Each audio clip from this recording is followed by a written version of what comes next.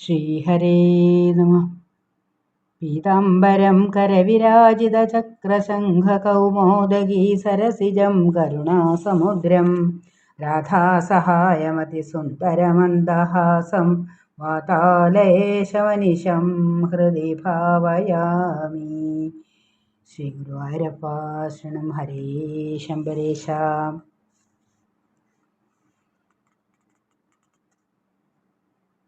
षट्त्रिंशत्तमोऽध्यायः. श्रीशुक उवाच अथ तर्ह्यागतो गोष्ठमरिष्टो वृषभासुरः मह्यं महाककुत्काय कम्पयन् खुरवीक्षतां रम्भमाणखरधरं पदाजविलिखन्महिम् उद्यम्य पुच्छं वप्राणि विषाणाग्रेण जोद्धरन् किञ्चिच्छकृन्मुञ्जन् मूत्रयन् स्तब्धलोचनः यस्य निर्भ्रादितेनाङ्गा निष्ठुरेण गवं नृणं पतन्त्यकालतो गर्भा स्रवन्ति स्म भयेन वै निर्विशन्ति घनायस्याकौद्यचलशङ्कया तं तीक्ष्णशृङ्गमुद्वीक्ष्य गोप्यो गोपाश्च तत्रसुः पशवो दुद्रोरुभीदा राजन् संत्यज्य गोकुलं कृष्णकृष्णेति ते सर्वे गोविन्दं शरणं ययो भगवानपि तद्वीक्ष्य गोकुलं भयविद्रुतं मा भैष्टेति गिराश्वास्य वृषासुरमुपाह्वयत् गोपालैः पशुभिर्मन्दत्रासितैः किमसत्तमा बलदर्पहाहं दुष्टानां तद्विधानां दुरात्मनाम् इत्यास्फोट्याच्युतोरिष्टं तलशब्देन कोपयन् सख्युरंसे भुजाभोगं प्रसार्यावस्थितो हरि सोऽप्येवं कोपितोरिष्ट खुरेणावनिमुल्लिखन् उद्यत् पुच्छभ्रमन्मेघ क्रुद्ध कृष्णमुपाद्रवत् अग्रन्यस्तविषाणाग्रः स्तब्धास्य लोचनोच्युतं कडाक्षिप्ताद्रवत्तूर्णमिन्द्रमुक्कुतो शनिर्यथा गृहीत्वा शिङ्गयोस्तं वा अष्टादशपदानि सः प्रत्यपोवाह भगवान् गजः प्रतिगजं यथा सोपविद्धो भगवता पुनरुत्थाय सत्वर आपतत् स्विन्न सर्वाङ्गो निःश्वसन् क्रोधमूर्च्छितः तमापदन्तं न निगृह्य शृङ्गयोः पदा समाक्रम्य निपात्य भूतले निष्पीडयामास यथार्द्रमम्बरं कृत्वा विषाणेन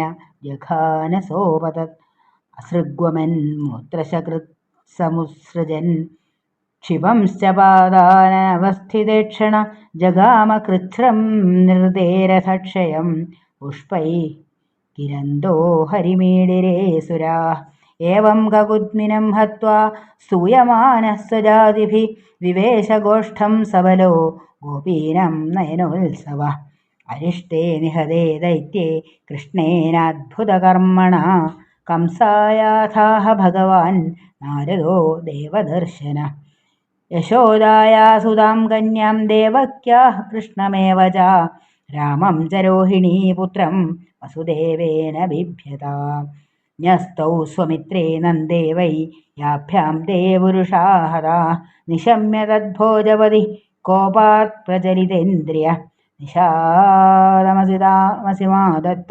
वसुदेवजिहंसया निवारितो नारदेन तत्सुतौ मृत्युमात्मनः ज्ञात्वा लोहमये पाशैर्बबन्धः सह भार्यया प्रतियादेतु देवर्षौ कंसा भाष्यकेशिनं प्रेषयामास हन्येतां भवता रामकेशवौ ततो मुष्टिकचाणूर शलतो शरकादिगन् अमात्यन् हस्तिपंश्चैव समाहूयाह भोजराट् भो भो निशम्यतामेतत् वीरचाणूरमुष्टिकौ नन्दव्रजे किलासादे सुधावानगदुन्दुभे रामकृष्णौ ततो मह्यं मृत्युः किल निदर्शिता भवद्भ्यामिह सम्प्राप्तौ हन्येदं मल्ललीलया मञ्जा क्रियन्तं विविधा मल्लरङ्गपरिश्रिता പൗരാ ജാനവദാ സർവേ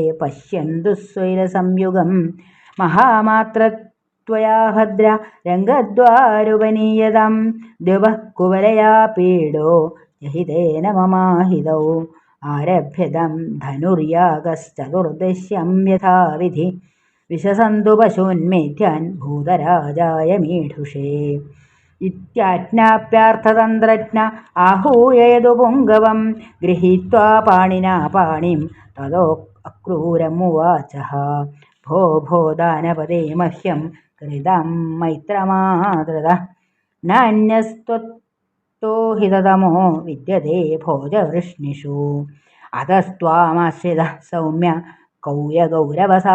കാര്യഗൗരവസാധനം യഥേന്ദ്രോ വിഷ്ണുമാശ്രിത്യ സ്വാർത്ഥ്യഗമദ്വിഭൂ യച്ഛ നന്ദവ്രജം തത്ര സുധാവാനകദുന്ദുഭേ ആസാദേതാവിഹാനേന രഥേനാനയമാചിരം നിസൃഷ്ട കില മേ മൃത്യുർദേവൈർവൈകുണ്ഠസംശയൈ താവായ സമം ഗോപൈർ നന്ദാദ്യൈ സാഭ്യുപായനൈ ഘാതയിഷ്യൈഹാനീതൗ കാലകൽപ്പേന ഹസ്തിനാ യദി മുക്തൗ തതോ മല്ലൈർഘാതായേ വൈദ്യുതോപമൈ തയോർനിഹതയോസ്തപ്താൻ വസുദേവ പുരോഗമൻ തദ്ബന്ധൂന്നിഹനിഷ്യാമി വൃഷ്ണിഭോജദശാർഹകൻ ഉഗ്രസേനം ച പിതരം സവിരം രാജ്യകാമുകം തദ്ഭ്രാതരം ദേവകം ചൈകാന്യേ വിദ്യുഷോ മമ തതശ്ചൈഷാ മഹീമിത്ര ഭവിത്രീ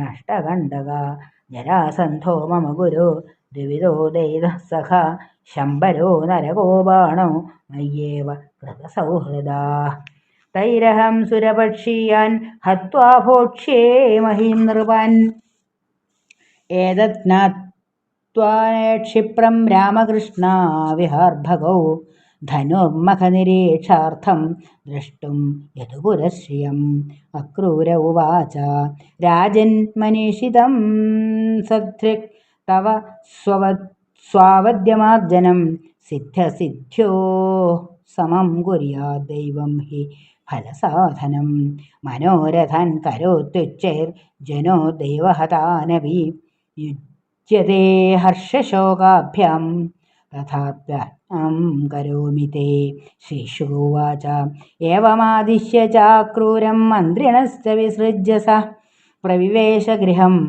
कंसस्तथा क्रूरस्वमालयम् श्रीमद्भागवते महापुराणे दशमस्कन्धे पूर्वार्धे अक्रूरसम्प्रेषणं नाम 36तमोऽध्यायः सर्वत्र गोविन्दनामसङ्कीर्तनं गोविन्द गोविन्द कृष्णार्पणम् സർവത്ര ഗോവിന്ദനാമസങ്കീർത്തനം ഗോവിന്ദ ഗോവിന്ദ. ശ്രീമദ് ഭാഗവതം ദശമസ്കന്ധത്തിലെ 36-ാമത്തെ അധ്യായം. ഇവിടെ ഭഗവാന്റെ സ്വൈരലീലകളെ വർണ്ണിച്ചതിന് ശേഷം തൻ്റെ അവതാര ലക്ഷ്യത്തിലേക്കുള്ള ഭഗവാന്റെ നീക്കം, അതുപോലെ അരിഷ്ടവധം, ഇതൊക്കെയാണ് ഈ 36-ാമത്തെ അധ്യായത്തിൽ വർണ്ണിക്കുന്നത്. ആ വൃഷാരൂപിയായിട്ടുള്ള അരിഷ്ടാസുരൻ ഗോകുലത്തിലേക്കെത്തി വലിയ പൂഞ്ഞയും കാളക്കുളമ്പും കൊണ്ട് മണ്ണൊക്കെ മാന്തി കൊമ്പ് കുലുക്കി വളരെ അക്രമ സ്വഭാവത്തോടുകൂടി ആ കാളക്കൂറ്റൻ പാഞ്ഞു വരുന്നത് കണ്ട് ഗോപികളും ഗോപന്മാരൊക്കെ ഭയക്കുകയുണ്ടായി. അവൻ്റെ പൂഞ്ഞയെക്കുറിച്ച് അവിടെ പറയുന്നത് മേഘങ്ങൾ ആ പൂഞ്ഞയിലേക്ക് മുട്ടുന്ന വിധത്തിൽ അത്രയും വലിയ പൂഞ്ഞയാണ് എന്ന രീതിയിൽ, അങ്ങനെ വലിയ മതിലുകളൊക്കെ തകർത്ത് അവൻ വരുന്നത് കണ്ടിട്ട് പശുക്കളൊക്കെ വളരെയധികം ഭയപ്പെട്ട് പായുകയുണ്ടായി.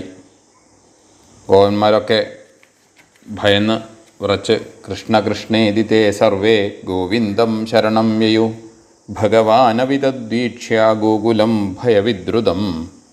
എല്ലാവരും വളരെയധികം ഭയന്ന് കൃഷ്ണ കൃഷ്ണ ഞങ്ങളെ രക്ഷിക്കുക എന്ന് വിളിച്ച് പറയുകയുണ്ടായി.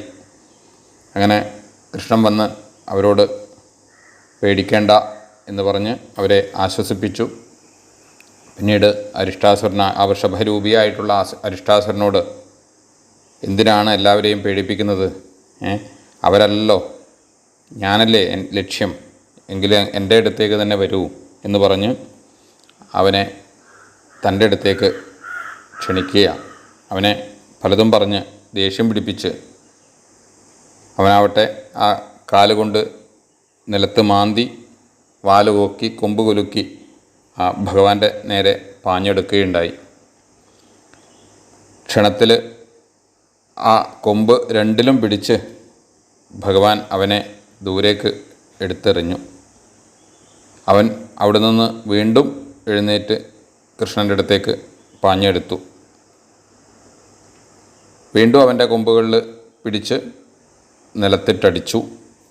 അങ്ങനെ തൊഴിച്ചു, ചവിട്ടി, അവനെ മർദ്ദിച്ചു. മലമൂത്രങ്ങളൊക്കെ വിസർജിച്ച് കണ്ണു തള്ളി അവൻ ചത്തു. ദേവന്മാർ പുഷ്പവൃഷ്ടി ചെയ്യുകയുണ്ടായി.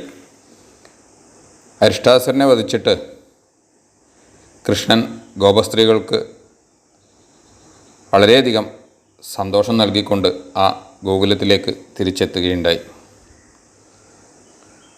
പിന്നീടാണ് നാരദ മഹർഷി കംസൻ്റെ അടുത്തേക്ക് ചെന്നതായിട്ടുള്ള ഭാഗങ്ങൾ പറയുന്നത്.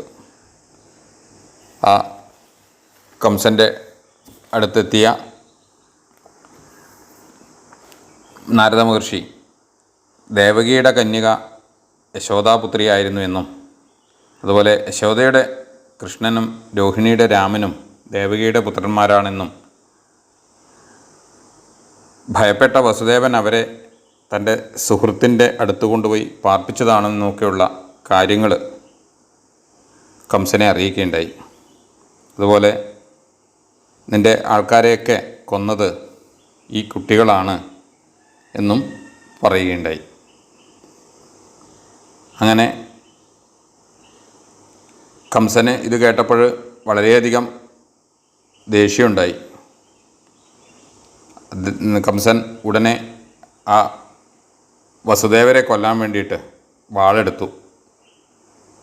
നാരദൻ കംസനെ അതിൽ നിന്ന് പിന്തിരിപ്പിച്ചു. അവൻ്റെ പുത്രനല്ലേ നിന്നെ കൊല്ലാൻ പോകുന്നത്, പിന്നെ എന്തിനാണ് അവനെ കൊല്ലുന്നത്? വസുദേവരെ എന്തിനാണ് കൊല്ലുന്നത്? അവൻ്റെ പുത്രനെയാണ് കൊല്ലേണ്ടത് എന്ന് പറഞ്ഞ് നാരദൻ കംസനെ ആ ഉദ്യമത്തിൽ നിന്ന് പിന്തിരിപ്പിക്കുകയുണ്ടായി. പിന്നീട് കംസൻ മുഷ്ടിക ചാണൂരന്മാരെ വിളിച്ച് ആ രാമകൃഷ്ണന്മാരെ മല്ലയുദ്ധത്തിൽ വധിക്കാൻ ഏർപ്പാട് ചെയ്തു. അതുപോലെ ധനുർയാഗം നടത്താനും അതിലേക്ക് രാമകൃഷ്ണന്മാരെ വരുത്താനും നിശ്ചയിച്ചു. അനേകം പശുക്കളെ യാഗത്തിൽ ബലിയർപ്പിക്കാനും പിന്നീട് അങ്ങനെയൊക്കെ ഉള്ള കാര്യങ്ങൾ, അതിനുവേണ്ട ഒരുക്കങ്ങളൊക്കെ ചെയ്യാൻ വേണ്ടി തീരുമാനിച്ചു. പിന്നീട് അക്രൂരനെ, തൻ്റെ ആജ്ഞകളെല്ലാം പാലിക്കുന്ന അക്രൂരനെ, യാദവ ശ്രേഷ്ഠനായിട്ടുള്ള അക്രൂരനെ വിളിച്ച്, എനിക്ക് വേണ്ടുന്ന സമയത്ത് ബന്ധുക്കളായിട്ട് മറ്റാരുമില്ല, അതിനാലാണ് ഞാൻ നിന്നെ വിളിച്ചത്. എനിക്കൊരു കാര്യം സാധിച്ചു തരണം. എന്താണ്? ദേവന്മാർ എന്നെ വധിക്കാനായിട്ട് രാമകൃഷ്ണന്മാരെന്ന 2 പേരെ ഗോകുലത്തിലേക്ക് അയച്ചിട്ടുണ്ട്. അവരെ എങ്ങനെയെങ്കിലും ഇവിടേക്ക് എത്തിക്കണം. ഇവിടെ എത്തിയാൽ കുവലയാപീഠം എന്ന ആന അവരുടെ കഥ കഴിച്ചുകൊള്ളും. അല്ലെങ്കിൽ മുഷ്ടിക ചാണൂരന്മാർ അവരെ കൊല്ലും. ഉഗ്രസേനനെയും അതുപോലെ സോദരനായിട്ടുള്ള ദേവകനെയും ഇനി ജീവിക്കാൻ ഞാൻ അനുവദിക്കില്ല. അതുകൊണ്ട് പ്രിയ സുഹൃത്തെ, എല്ലാ ശത്രുക്കളെയും ഇല്ലാതാക്കി നമുക്ക് ഇവിടെ സുഖമായിട്ട് കഴിയാം. ശത്രുക്കളായിട്ട് കംസൻ കാണുന്നത് ഒന്ന് ജരാസന്ധനെയാണ്. പക്ഷേ ജരാസന്ധൻ തൻ്റെ ഗുരുനാഥനാണ്. അതുപോലെ ദിവിതൻ, അതും ഒരു ശത്രുവാണ്, അയാൾ എൻ്റെ മിത്രമാണ്. ശമ്പരൻ, ബാണൻ, ഇവരൊക്കെയാണ് ഈ നാട്ടിൽ എനിക്ക് വെല്ലുവിളിയാവാൻ പാകത്തിലുള്ളവർ. പക്ഷേ ഇവരൊക്കെ ഓരോ വിധത്തിൽ ഞാനുമായിട്ട് സഖ്യത്തിലാണ്.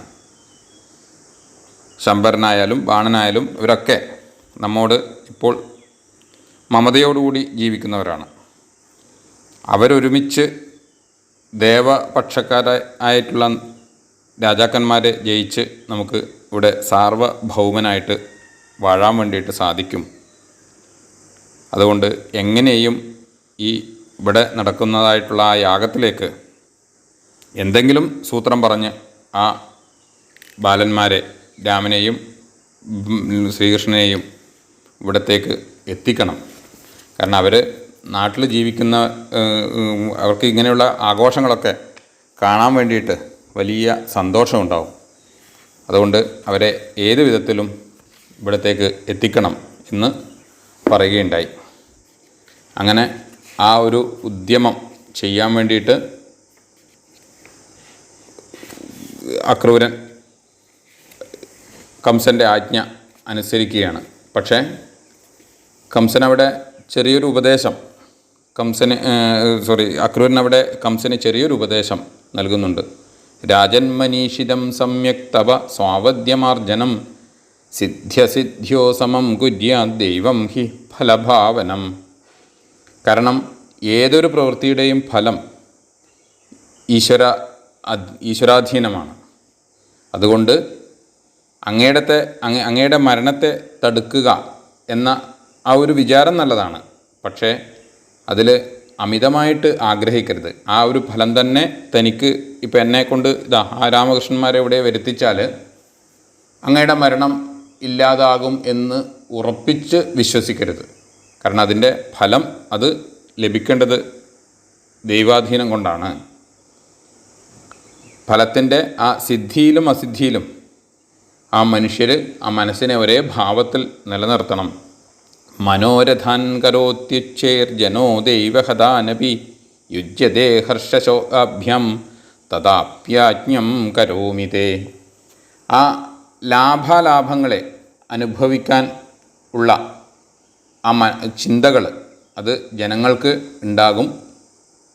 അതനുസരിച്ചിട്ടാണ് ഓരോ പ്രവർത്തനങ്ങൾ നടത്തുകയും ചെയ്യുന്നത്. അതുകൊണ്ട് ഇനി ഇത് ചെയ്തിട്ട് അതിൻ്റെ ഫലം തനിക്ക് ഉണ്ടായില്ലല്ലോ എന്ന്, അല്ലെങ്കിൽ തൻ്റെ പ്രയത്നം വ്യർത്ഥമായി പോയല്ലോ എന്ന് വിചാരിച്ച് ക്ലേശിക്കുകയോ ഒന്നും പാടില്ല. അത് ലോക സ്വഭാവമാണ്. ഏതായാലും ഞാൻ അങ്ങയുടെ ആ ആജ്ഞ അത് ഞാനിതാ അനുസരിക്കാം. അങ്ങനെയുള്ള ആ ഒരു ഉപദേശം. കാരണം നാളെ ഞാൻ കൂട്ടിക്കൊണ്ടുവന്നിട്ടാണ് തൻ്റെ മരണം ഉണ്ടായത് എന്ന് കംസൻ ചിന്തിക്കരുത് എന്നുള്ള ആ അക്രൂരൻ്റെ ഒരു ചിന്ത, അല്ലെങ്കിൽ കംസനെ ഇതിൻ്റെ ഫലം പൂർണ്ണമായിട്ട് തനിക്ക് അവരെ കൂട്ടിക്കൊണ്ടുവന്നാൽ ഉണ്ടാകും എന്നുള്ള ആ ഒരു ചിന്ത കംസനിൽ ഉണ്ടാകരുത് എന്ന ഒരു ആഗ്രഹം, അതൊക്കെയാണ് ഇവിടെ ആ അക്രൂരൻ്റെ വാക്കുകളിലൂടെ നമുക്ക് മനസ്സിലാകുന്നത്. അങ്ങനെ കംസൻ ഈ അക്രൂരനെ ആ ഉദ്യമത്തിനായിട്ട് നിയോഗിച്ചുകൊണ്ട് മന്ത്രിമാരെയൊക്കെ പറഞ്ഞയച്ച് കംസൻ കൊട്ടാരത്തിലേക്ക് പോയി. അക്രൂരനാകട്ടെ തൻ്റെ ഭവനത്തിലേക്കും പോവുകയുണ്ടായി. ഇത്രയും പറഞ്ഞുകൊണ്ടാണ് ഈ 36-ാമത്തെ അധ്യായം ഇവിടെ സമർപ്പിക്കുന്നത്. സർവത്ര ഗോവിന്ദ നാമ സങ്കീർത്തനം ഗോവിന്ദ ഗോവിന്ദ.